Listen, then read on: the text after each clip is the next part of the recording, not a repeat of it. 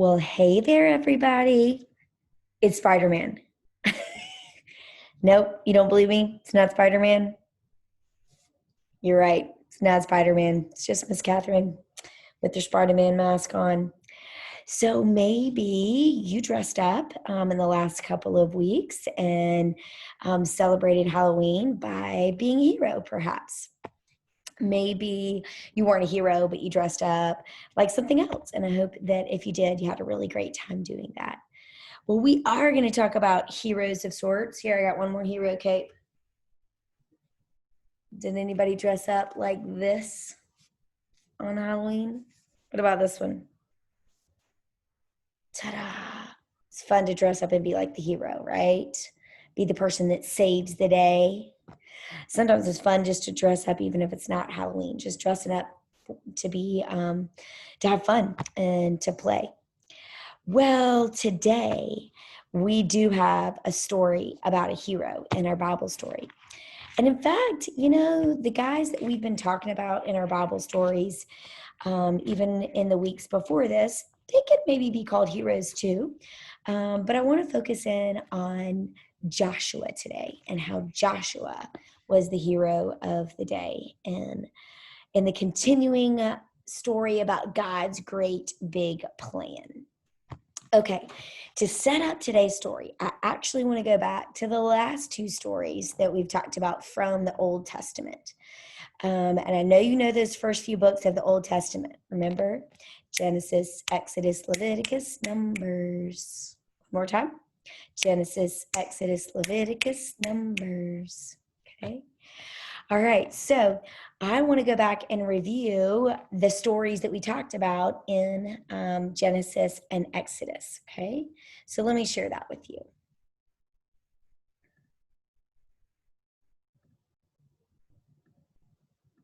Okay. All right, so check it out. We are going to be talking about Joshua, but in order to talk about Joshua, I want us to go back and remember. Maybe you remember when we talked about Joseph. And Joseph is the guy in the middle giving the hug, and we see him in that. He's got that headpiece that's yellow and red. And maybe you remember that Joseph was kind of the hero of that story in this moment because he had helped save Egypt from being hungry and starving and from famine. And his brothers didn't know it, but this was the moment when he did tell them, hey, guess what? It's me. You had sold me into slavery, and we've been apart for decades. But now I want you to know it's me, your brother Joseph. And they have this really sweet reunion. So in that way, Joseph was kind of the hero of the day. And maybe you remember that the older gentleman in the middle of the picture, his dad, he was so worried about whether or not his dad was still alive. So his dad indeed comes down and joins Joseph and brings all of his family, all of the Israelites of the day into Egypt. And you may remember that back when we talked about this, I even told you that he might have kind of wondered how this was going to fit into God's big plan. Because God had told way back with Abraham, he had told Abraham and Isaac and on down through the line that he was going to make Israel into a great nation and give them a land and a people. So when they all left and went to left Israel and went to Egypt, he might have been thinking to himself, how's this going to work out in God's big plan? And it's going to be exciting because today you're going to see how it all came together in God's big plan. So they are living in Egypt for a while. And so then you may remember that after a while, people kind of forgot who Joseph was in Egypt. He'd been like somebody really powerful and special, but after a while they forgot. And all the Israelite people, they kind of felt nervous about how many there were and how strong they were. So the Egyptians made the Israelites the slaves. Okay. And so they were really suffering. And so God, in his great big plan, he was faithful to his promises, knew that the Israelites were suffering, and he heard their cries, and he was going to give them a hero of the day to help them get out of Egypt. Okay. And that's when he gave them Moses, right? So Moses comes to help lead the people away from Pharaoh. Okay. Remember, Pharaoh's the angry king that had made the Israelites slaves in Egypt. And now he's been saying, I'm not going to let my people go, but finally he does let the people go. And then this was what we talked about last time. See Moses up there leading the Israelites through the Red Sea. Okay. And remember, we talked about how, oh my goodness, they thought there was no way out, and God still provided. Okay. So Moses is kind of the hero of this day, leading his people onto dry land. Okay. And here's one more picture of that, coming all the way through. And so now they're out of Egypt, okay? And so that kind of brings us up to the next part of our story, okay? So let me get out of this, go back to just talking face to face with you. Okay, so to catch you up, the Israelites ended up being out in the desert for a long time, for 40 years. They got through the Red Sea, but they didn't get to go into the land that God was promising them for quite a long time. And in fact, you might have thought that maybe Moses was going to be the guy to be the hero in leading them into the promised land. But he doesn't get to do that. He had led them out of Egypt. But God brought a new hero onto the scene. And that hero's name was Joshua. And so Joshua got to be the next leader. And Moses made sure to kind of pass the baton to Joshua while Moses was still alive, so that the Israelites would know, okay, this is the guy that's going to help lead you into God's promised land, the big promise. Okay, that they've been waiting for all the way back, even when they had been back in Joseph's time and Abraham's time, way, way back in Genesis and Exodus. And so that kind of leads us up to just about where we are. Joshua does lead them into the promised land, and then they have to kind of do this one big last scary thing of crossing the Jordan, really big river. And so our story picks up today in chapter 24 of Joshua, the book of Joshua, where they've crossed the river and now they are in the promised land. Okay, so if you want to pause the video and go get your Bible, I'm going to be reading from Joshua chapter 24. Okay, and if you want to know where that is, it's right after the books of the Bible that we know how to sing. Genesis, Exodus, Leviticus, Numbers.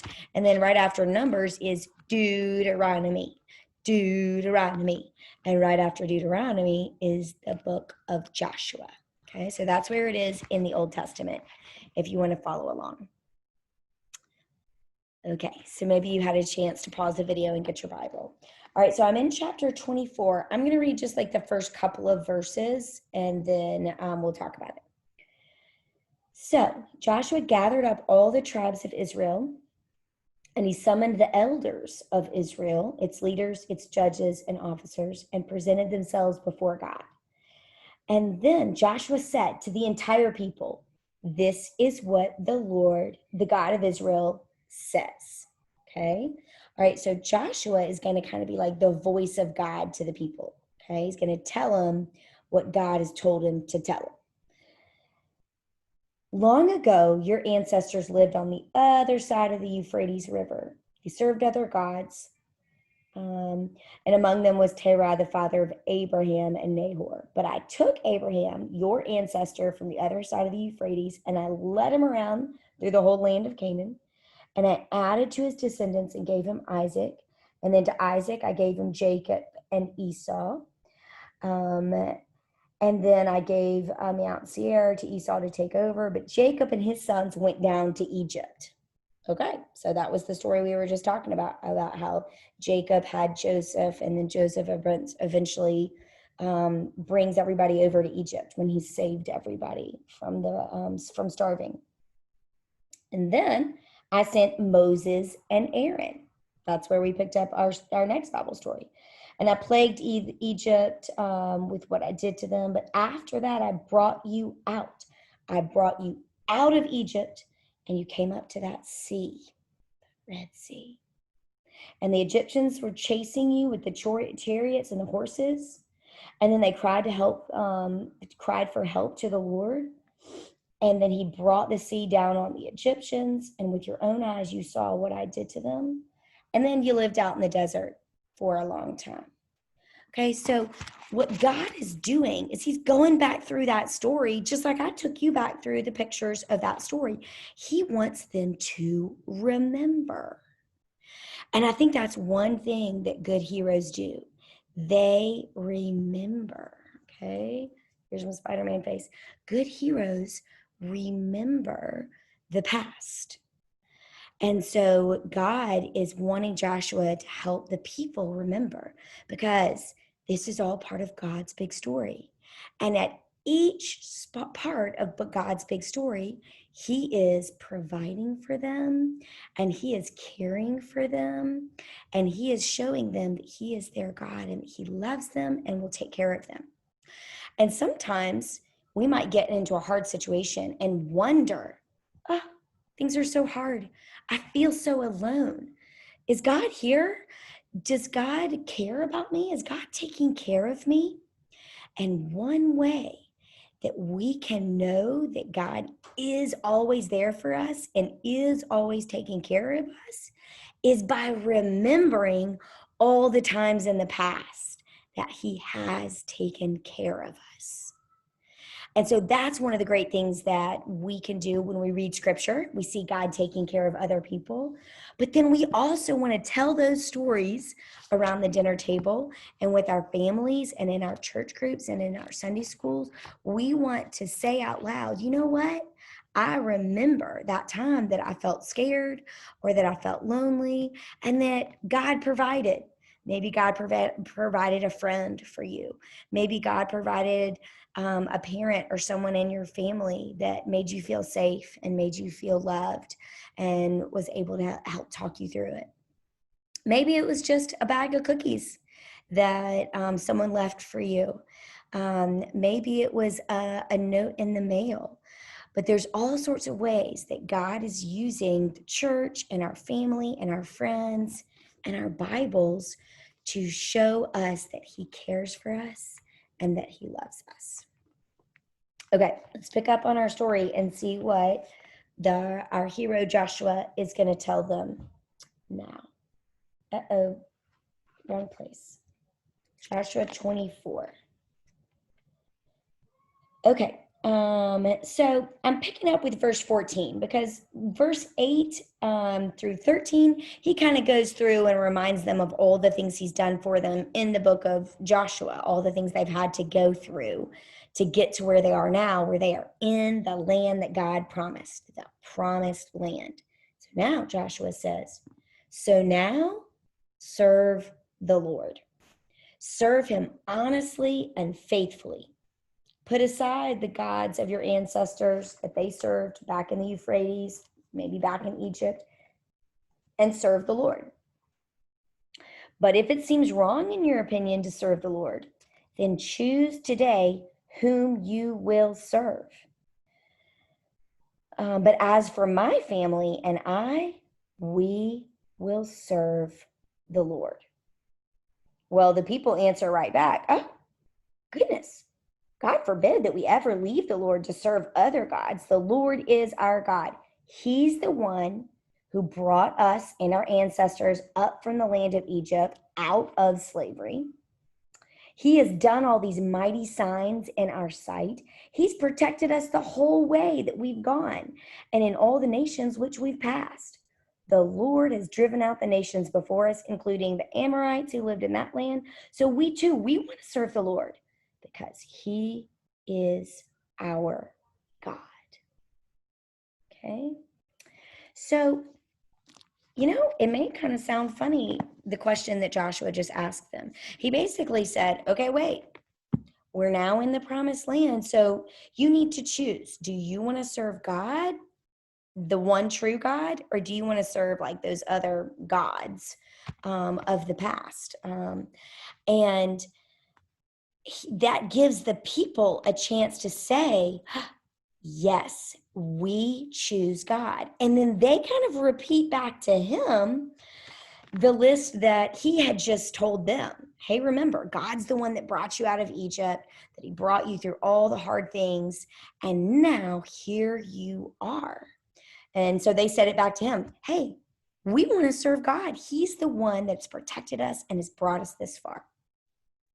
Now, if you're watching this video, you probably, go to Auburn First Baptist, and you might feel like, well, our family, yeah, we're like Joshua. We have chosen that we are going to serve the Lord.